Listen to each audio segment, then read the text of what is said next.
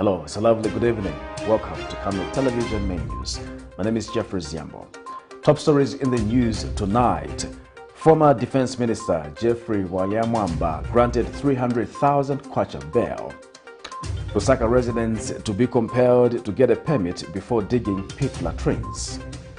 Cumbersome CDF guidelines continue to annoy members of parliament. In international news, ECOWAS regrets JUNTA'S 24-month transition decision. And in sports news, sports fans Patron condemns pitch invasion during the Zambia COMOROS AFCON qualifier.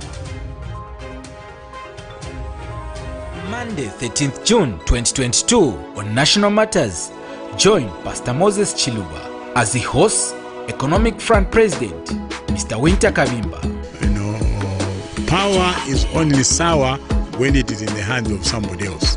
When it is transferred into your hands, it becomes sweet, and all the wrongs that you saw with other people become right because now you're in power. So to attribute the rapid increase now, or the continued increase in commodity prices to the war in Ukraine is really not being truthful. Again, that is one thing that the UPND government has failed to honor. Topic of discussion: where has Zambia gone wrong?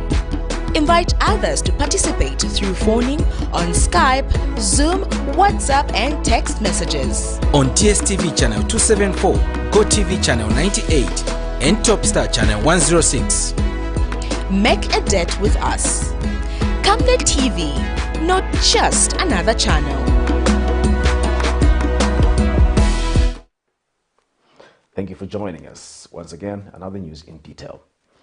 Lusaka Magistrate Sanford Ngobola has granted Patriotic Front member Jeffrey Mumba 300,000 kwacha bail in his own recognizance with 2 working sureties in the alleged corruption case he is facing before the court. This is in a matter in which Mr. Mumba is facing 24 counts, among them being in possession of property suspected to be proceeds of crime and conflict of interest involving millions of kwacha, while his co-accused Adolphus Mubanga is facing 3 counts of being in possession of property believed to be proceeds of crime. Both accused persons were granted bail when they made their first court appearance Wednesday morning. Meanwhile, speaking shortly after his release, Mr. Mumba charged that the move by the state to prosecute him comes as a result of him leaving the United Party for National Development, UPND. More in this report. After spending a night behind the freezing cells of Lusaka, Patriotic Front member Geoffrey Mumba, who claims not to be shaken by his prosecution, says nothing will change him because he still remains the unshaken GBM. Well, I feel nothing actually has changed because I knew what was happening or what is still happening. And nothing will change me. I'll always be GBM. That one, no one will steal it away from me. Mr. Mumba was yesterday, the 7th of June 2022, arrested by a joint investigation team and charged with 24 counts of being in possession of property reasonably suspected to be proceeds of crime and conflict of interest involving millions of kwachas and thousands of dollars respectively. While his co-accused Adolphus Mubanga is said to have been in possession of over 1 million kwacha property also believed to be corruptly gained. 5 counts is their count. That's what they think in their heads. But maybe it's only 1 count, mind you. At the end of the day, we are very good lawyers. I think they will be able to produce the accounts to probably with 0. Yeah. So that is not worrying me at all. Okay. Well, like any other detainee. They kept me like a detainee, but I'm used to it. I think this is not the first time. As you all know that, I think even through PF, I went through the same. Even with the Hakainde Hichilema, who is now the president, I went through it with him. I've been detained several times, so this is nothing strange to me. Are you shaken? Oh, since when? Since when can I be shaken? Since when can I be shaken? Have you ever seen me shaken? Mr. Mumba, who appeared before the magistrate court Wednesday morning, was granted 300,000 kwacha bail in his own recognizance, together with his co-accused by Magistrate Sanford Ngobola. Speaking to the media shortly after his release, Mr. Mumba says despite his prosecution, he cannot be shaken, further alleging that this comes as a result of his decision to leave the United Party for National Development and rejoin the Patriotic Front Party. Talking about a case, let me tell you, which happened when I was Minister of Defense. And they have no facts that I interfered in the procurement of that contract. They have no defense whatsoever, and I don't happen to appear anywhere. But you see, because of what I did, just because I resigned from UPND, you see,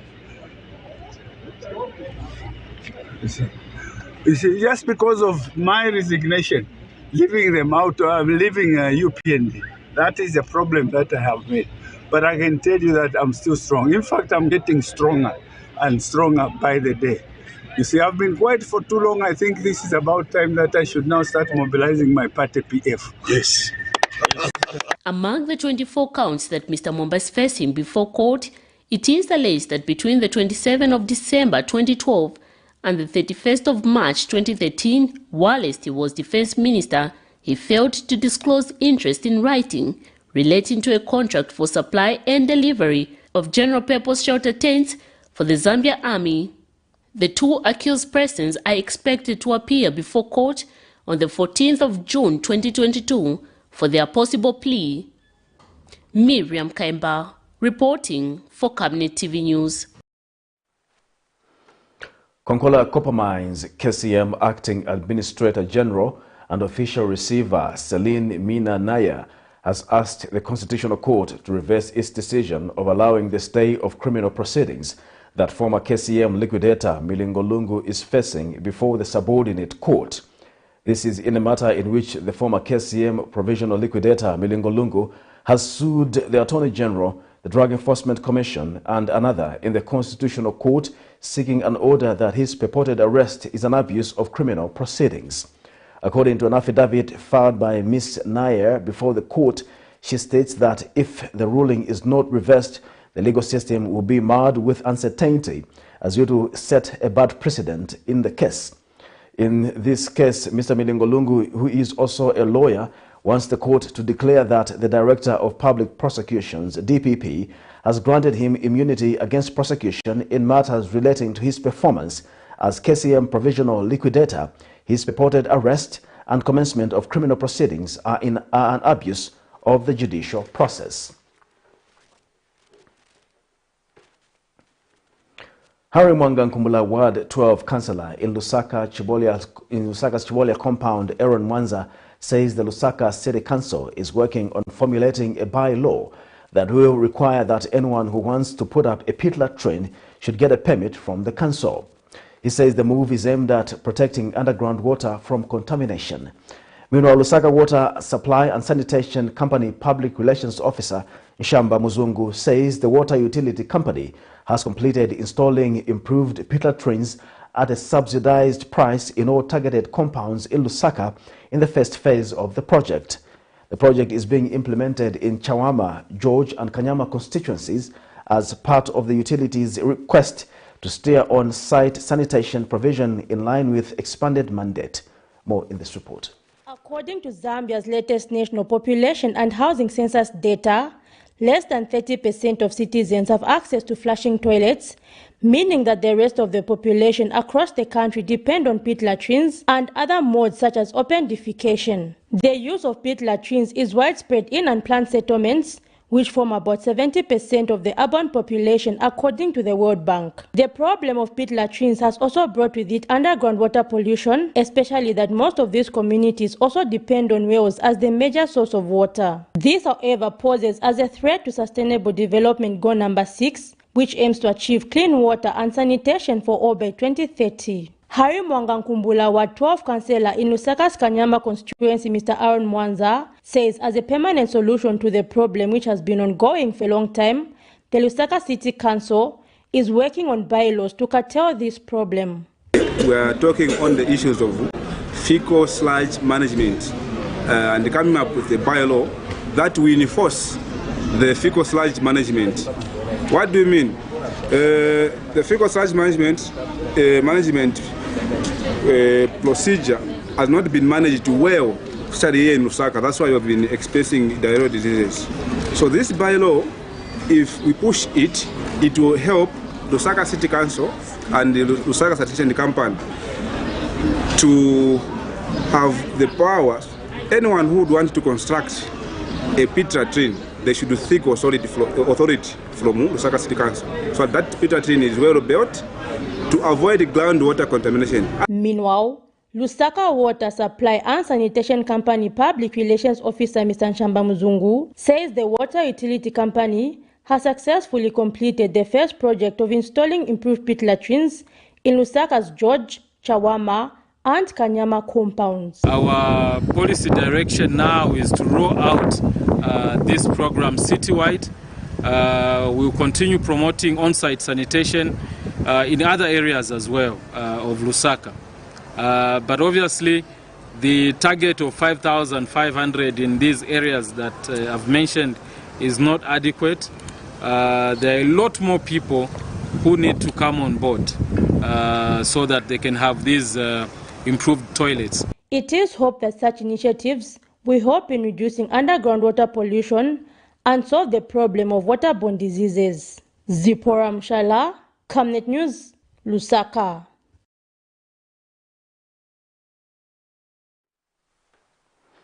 Some traders in the Central Business District of Lusaka are appealing to the Lusaka City Council to restation garbage bins in the city in order to help bring sanity. Speaking with Camnet News, the traders are concerned that the city continues to be identified by piles of uncollected garbage cans. Cherish Siwote has more in this report. For years, waste management is among the major environmental issues that Zambia has been grappling with, and the city of Lusaka is not spared. Lusaka generates about 1 million tons of waste annually, 2,700 tons per day, but only half of this is taken to the designated dump sites. Just recently, Zambia joined the world in celebrating Environmental Day that falls on the 5th of June every year, and waste management is still something people need to reflect on, as the Lusaka Central Business District is choking with waste. In an interview with Camnet News, a trader identified as Tito says they are not pleased with the tendency of Lusaka City Council when it comes to garbage collection. Let's encourage the government to bini, more especially for bini, as a bini akuru yaja. But for the fakir ko bini, then ingangale ko is than so going down, but then sivone kamu. As you can see, muno mnani kale mu street chishta ma businesses yambi tuwena ngo example ashita masamusa yana nguni vitumbua so ijonona mungati ngapolisi maningi down otherwise nakolera futi ngambuke kuri stara menei. Other traders have reminded the local authority to be proactive in their business. Please to papa tabese batu afueko pa town center 2 weeks inshallah. Tabesa mukukusa. So apatra pangira po tu samusa nefya kufalo kusonga fya fululu kavyonse vyefisa mukuma paredingi. Tumananga kwa kama ni mbina fweba apata tupyanga please to papa walo lesheni kodi mbi kutaba kwata kweli yonse mwewa fyashi. Mwewa bako kuntanji. Please apa fyachita ove. The Zambian Cybersecurity Initiative Foundation, ZCSIF, has stressed the need to enhance regulations that govern mobile money services, as the platforms have become the most preferred method of sending and receiving money. Foundation President John Tisenki has told Camnet News that mobile money services have grown, especially in the COVID-19 pandemic era, as they are easily accessible in almost all communities in comparison to banks. He has since called for a stakeholders meeting to discuss the safety of mobile money agents as well as customers in the wake of growing mobile money fraud and other illegalities. More in this report. Mobile money services, despite the initial aim being to allow for easy transfer of small amounts of money, is now becoming one of the most preferred ways of sending and receiving money, as it is faster in comparison to formal banks and easily accessible in all corners of the country. The fast growth of this business has brought about adjustments, such as the maximum transaction adjustment that was done in 2016 from 5,000 kwacha to 15,000 kwacha, as one way of responding to growing market demands. This business has seen an explosion, especially since the outbreak of the coronavirus pandemic, as it made it easy for people to access financial services just a stone's throw away from their houses. The Zambian Cybersecurity Initiative Foundation says while regulations that govern mobile money services are currently available, these need to be enhanced so as to meet market demands and address the risks in financial crimes that have come with the growth of the business. Foundation President Mr. JUNTA'S was speaking to Camnet News. Because currently, the security aspect of mobile money is still compromised and questionable. That is why it is still, a playing field for the bad actors. That's a big problem. Sector should also really open up and make their, the departments in charge of managing of cases to do with mobile money theft effective. If they do that, we are going to have at least confidence. People will now be free to walk into ZCSIF and report a case, and even the bad actors will know that should I do this, I will be followed and I will be found, and the law is going to not to pounce on me. The cybersecurity expert says there should be a way in which mobile money services can be formalized while maintaining the ease of access and usability. As things stand right now, the mobile money subscribers, they are on their own. ZCSIF and Bank of Zambia are also on their own. They are not doing much. So there is still a lot that has to be done to help boost the confidence in subscribers like ourselves in mobile money. With the growth of the mobile money business, there have also been calls for this to be included in financial reports, as it has been seen as a loophole for money laundering and other corrupt practices. Zipporah Mshala, Camnet News, Lusaka.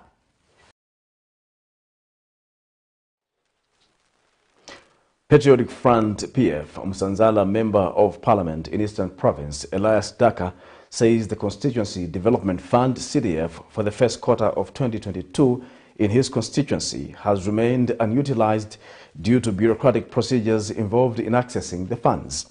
In an interview with Camnet News, the lawmaker believes that, if not amended, the processes in accessing CDF funds will hinder the implementation of community development projects. Different sectors of society, including citizens who have been trying to form cooperatives, have described the whole CDF process as cumbersome, thus calling for a review of CDF guidelines. Those bureaucrats, they are really affecting all of us as MPs. Just to have an approval of a project, it is a problem. I can cite an example.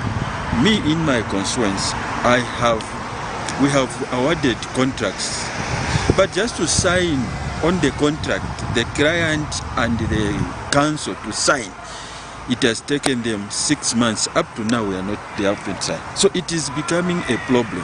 And all this we mentioned during the time when they were putting up guidelines to shorten the process of these bureaucrats in government. Otherwise, it will be a white elephant CDF.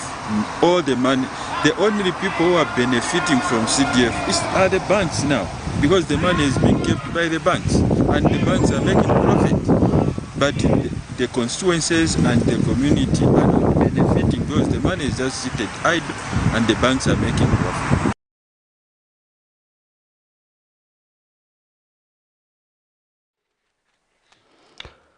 Ten people have been arrested in Lusaka and Copperbelt provinces for trafficking in cocaine and high-grade compressed cannabis, contrary to the laws of Zambia. Drug Enforcement Commission DEC spokesperson Matthias Kamanga disclosed that 7 suspects were arrested from the Copperbelt province and identified them as John Pande, 27, Christopher Sinkamba, 31, Thomas Chiteta, 47, Pethias Sinkala, 47, who is charged for trafficking in 126.08 kilograms of compressed cannabis concealed in woven sacks. He says the other 3 are Abraham Chongo, 22, Tamara Siwanda, 34, and Melford Jadi, 30, charged for trafficking in 19.05 grams of cocaine concealed in clear plastic.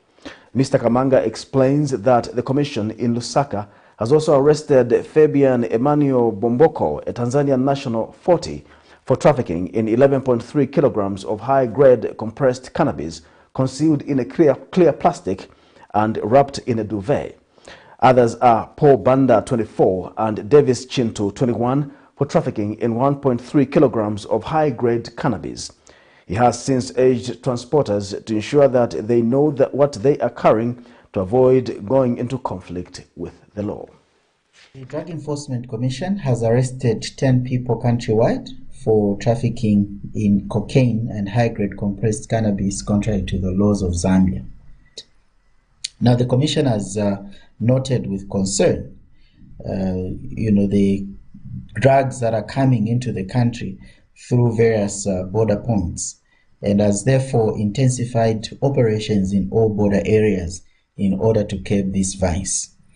But we wish to further warn transporters that drug trafficking is an offense of strict liability, which means that the person in whose custody drugs are found is deemed to be the owner and is the one that should be arrested. The Commission therefore urges transporters to ensure that they know what they are carrying in those parcels in order for them to avoid coming into conflict with the law. Now, the suspects are currently in police custody and will appear in court soon. A 3-year-old child identified as Anastasia Kashanga has died after a zebra statue she was playing on fell on her. Police Deputy Spokesperson Danny Mwale says the incident occurred at a named private school in Chongwe District on Tuesday. Mr. Mwale says initial investigations have revealed that the deceased, who was in her nursery class at the said school, was playing on a zebra statue made of cement when it allegedly fell on her back, killing her instantly. The body has been deposited in Chongwe District Hospital mortuary, awaiting post-mortem, and the police have opened an inquiry file to establish the actual cause of death. This is Camnet Television News. We take a break. We'll be back with more news after this break. Team, the trajectory of the business looks very positive, and it looks like we'll be able to launch the ministry. There's so much data. Mom? Yes, baby? It says here, global warming and climate change is caused by the pollution from careless activities of human beings. Wow! Son, do you know I can turn my phone into a TV remote? How's that possible? It's so easy. Check this out. Be smart, be fast with mega data from Zamtel. Get your 15 GB mobile data for only 100 kwacha, 30 GB mobile data for only 200 kwacha, and your 70 GB LTE data bundle with free Netflix, YouTube, Facebook, and WhatsApp. Visit our Facebook page, website, or service centers countrywide for more information. Zamtel, your digital lifestyle partner. On Monday, 13th June 2022, on National Matters, join Pastor Moses Chiluba as he hosts Economic Front President, Mr. Winter Kabimba. Power is only sour when it is in the hands of somebody else. When it is transferred into your hands, it becomes sweet, and all the wrongs that you saw with other people become right because now you are in power. So to attribute the increase, the rapid increase now, or the continued increase in commodity prices to the war in Ukraine is really not being truthful. Again, that is one thing that the UPND government has failed to own up. Topic of discussion: where has Zambia gone wrong? Invite others to participate through phoning on Skype, Zoom, WhatsApp, and text messages. On DSTV channel 274, GoTV channel 98, and Topstar channel 106. Make a date with us. Camnet TV, not just another channel. Welcome back. We'll continue with Camnet Television News. Various stakeholders have called for a review of the primary and secondary schools curriculum in order to meet the country's practical needs. Ministry of Education Global Partnership for Education Focal Point Officer Mangombe Tembo underscored the urgent need to respond to modern demands. He was speaking during a consultative meeting on the education sector strategic plan and national education policy. And Zambia National Education Coalition Chairperson Henry Kabwe called for concerted efforts in ensuring that the education sector provides solutions to various challenges the country is facing by offering practical skills acquisition. More in the following report.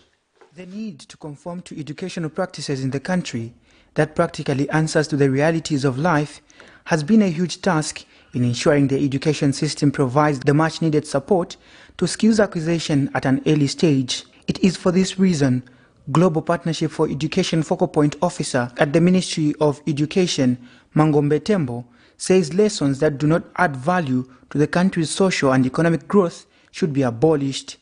Speaking during a consultative meeting on the education sector strategic plan and national education policy in Lusaka Wednesday, Mr. Tembo highlighted the Ministry of Education is making headways in providing education that seeks to provide solutions to the challenges in the country. They promote lifelong education. Lifelong education can only be lifelong if what we're learning is answering to the trends happening now in this world. If our education sector, if our pupils who graduate, even from the university, are able to even form their own companies. A child who has learned art or woodwork or metalwork, they're able to form a fabrication company or companies out there. Then education becomes a lifelong. And Zambia National Education Collision ZANEC chairperson Henry Kawe added his voice. Need to have every child in school.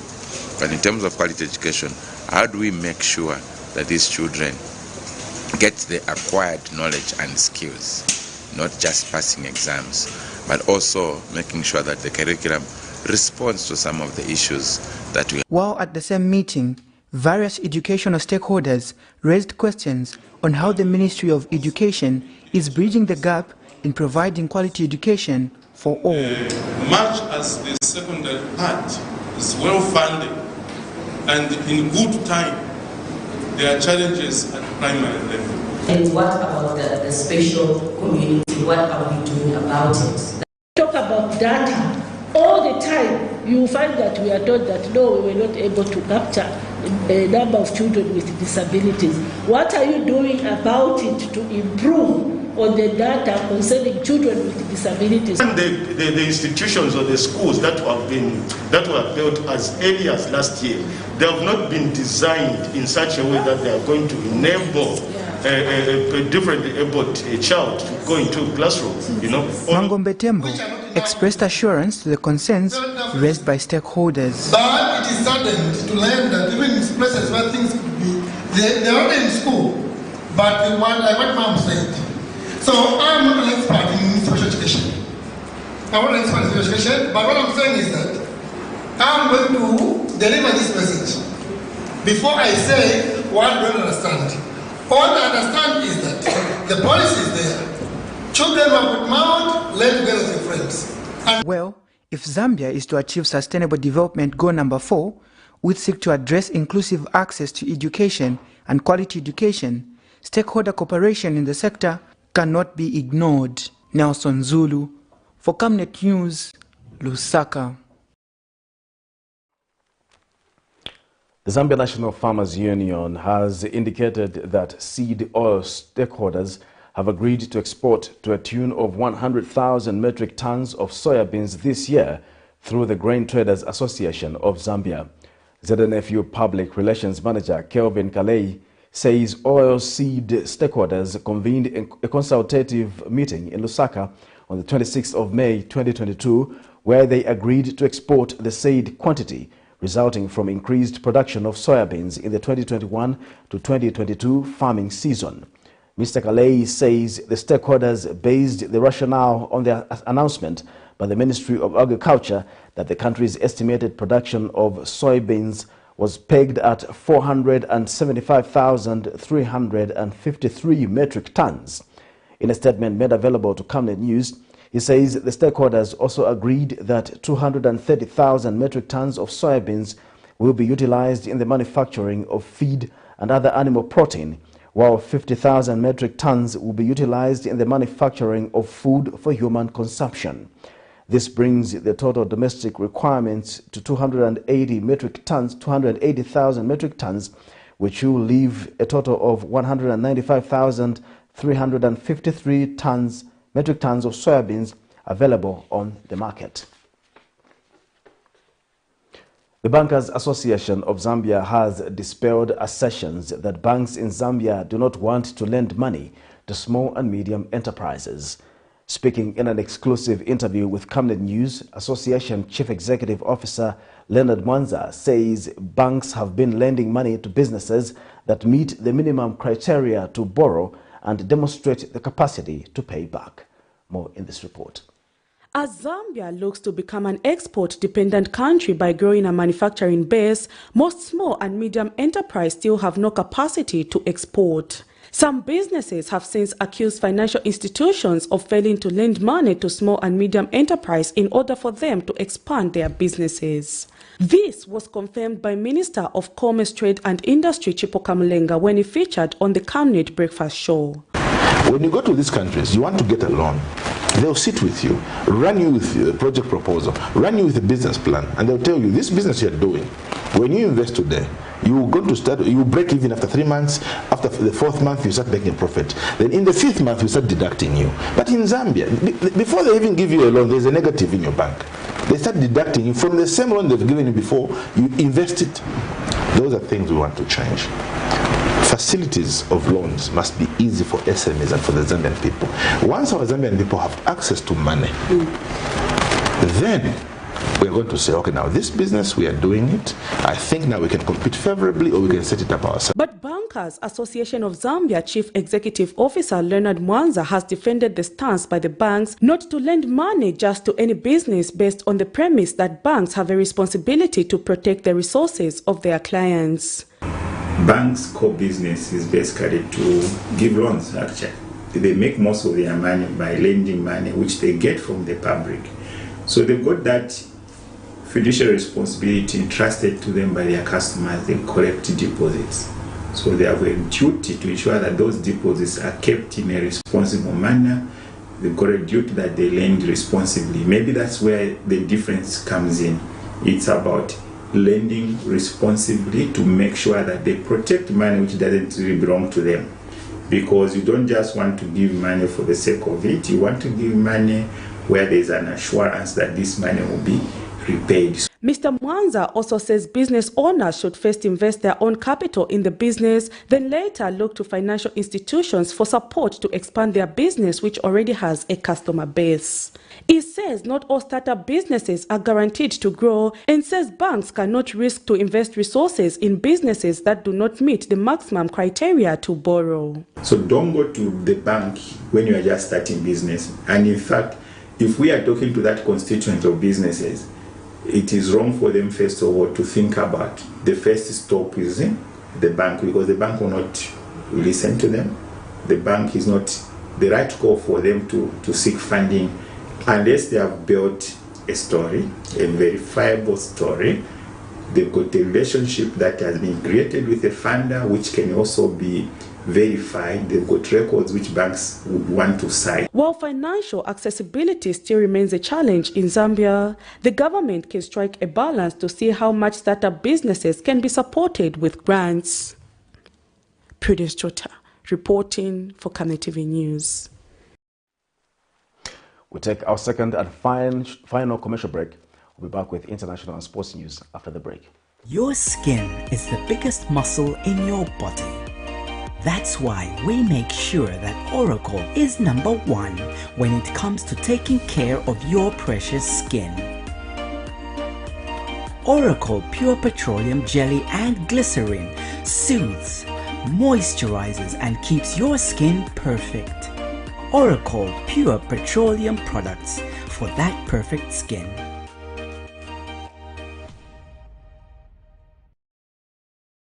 On Monday, 13th June 2022, on National Matters, join Pastor Moses Chiluba as he hosts Economic Front President, Mr. Winter Kabimba. You know, power is only sour when it is in the hands of somebody else. When it is transferred into your hands, it becomes sweet, and all the wrongs that you saw with other people become right because now you are in power. So to attribute the increase, you know, the rapid increase now or the continued increase in commodity prices to the war in Ukraine is really not being truthful. Again, that is one thing that the UPND government has failed to own up. Topic of discussion: where has Zambia gone wrong? Invite others to participate through phoning on Skype, Zoom, WhatsApp and text messages. On DSTV channel 274, GoTV channel 98 and Topstar channel 106. Make a date with us. Camnet TV, not just another channel. Welcome back. And in international news, the Economic Community of West African States, ECOWAS, says it regrets the decision of Mali's head of state, Colonel Assimi Goïta, to extending the duration of the transition by 24 months from March 26, 2022.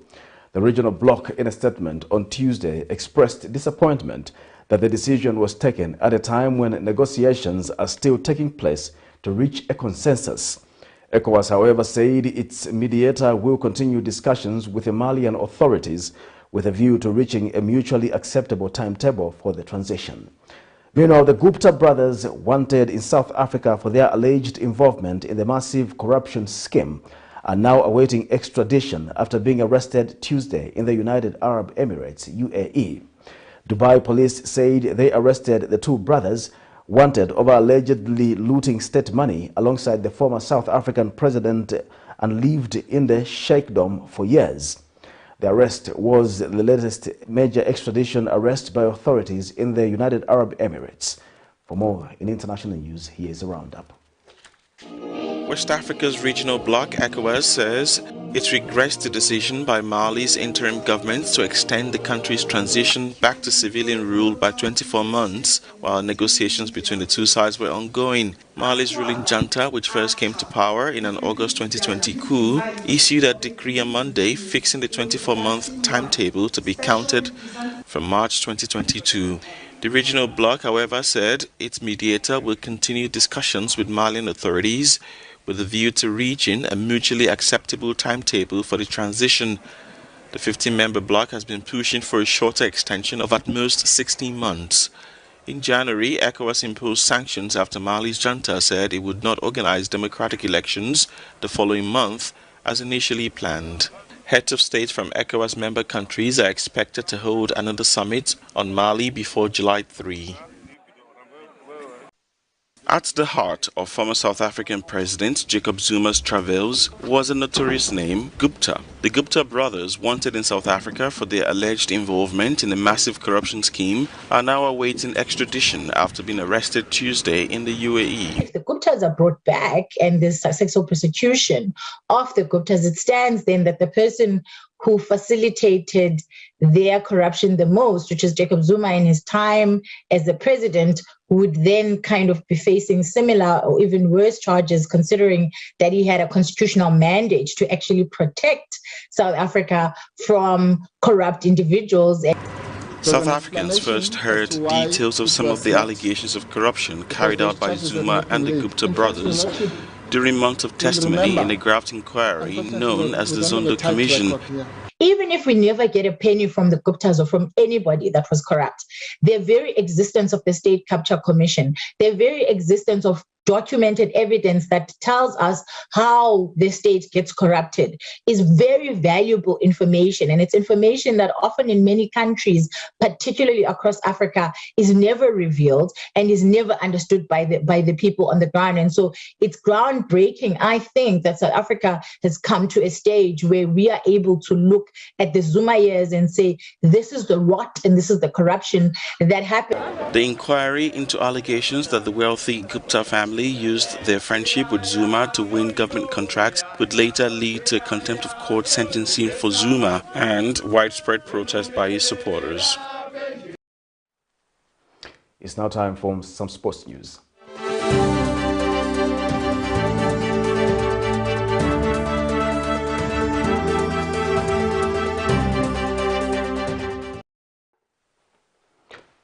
Zambia Sports Fans Association patron Peter Makembo has condemned the pitch invasion exhibited by the soccer fans in a game played between Zambia and Comoros on Tuesday, the 7th of June 2022. In an interview with Camnet Sports, Makembo notes that the conduct was not expected, hence he has called for an end to such acts. Zambia beat Comoros by 2-1 in the Group H Africa Cup of Nations qualifiers. More in the following report.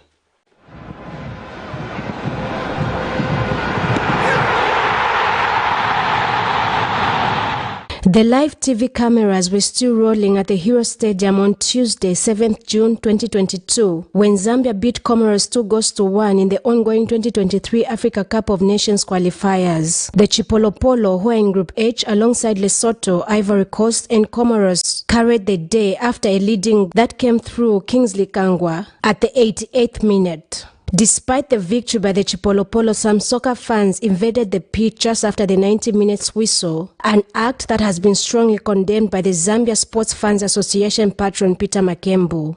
Pitch invasions by supporters causes injuries and may also lead to death. The result, my fans did not behave the way I expected them. When you look at us on the other side, we tend to move in that solidarity move. So it was an overexcitement. Or having an overexcitement, it may cause a problem. It may cause a stampede. It may cause some injuries because one of your friend, on your way of celebrating, you send to celebrate badly. So that we condemn it to the fullest. Makembu also notes that the behavior exhibited by the fans in Tuesday's game was not expected. Makembu adds that there is need to strengthen security on the pitch. Let us learn how to behave away from the field of play. You see, even the players, they failed to come and wave at us. Why? Because some fans trooped, they couldn't believe it, that Zambia's won. So also maybe reinforcement of the security should also be up. It's a two-way. Appealing to the fans not to behave in the way that they behaved, also to beef up the security. In such kind of scenario, security should come in quickly and seal off such kind of a thing, because no one will jump towards. If you look at the distance from the terraces to the ground, it's quite high. So for a fan to drop from where he was to come down there to the field of play, that was porous that side, on the security part. Pitch invasion has serious consequences that can lead to a ban in fans watching live football matches. Blessings Chakwila, Camnet Sports, Lusaka. To end Camnet television news, the headlines once again. Former Defense Minister Jeffrey Waliamwamba granted 300,000 kwacha bail. Lusaka residents to be compelled to get a permit before digging pit latrines. Cumbersome CDF guidelines continue to annoy members of parliament. In international news, ECOWAS regrets JUNTA'S 24-month transition decision. And in sports news, sports fans Patron condemns pitch invasion during the Zambia Comoros AFCON qualifier. We'll now look at the Camnet verse of the day, which is coming from the book of Exodus 19, verse 5. Now, if you will listen to me and carefully keep my covenant, you will be my own possession out of all the peoples, although all the earth is mine. Thank you for watching once again. My name is Jeffrey Ziambo. Good night.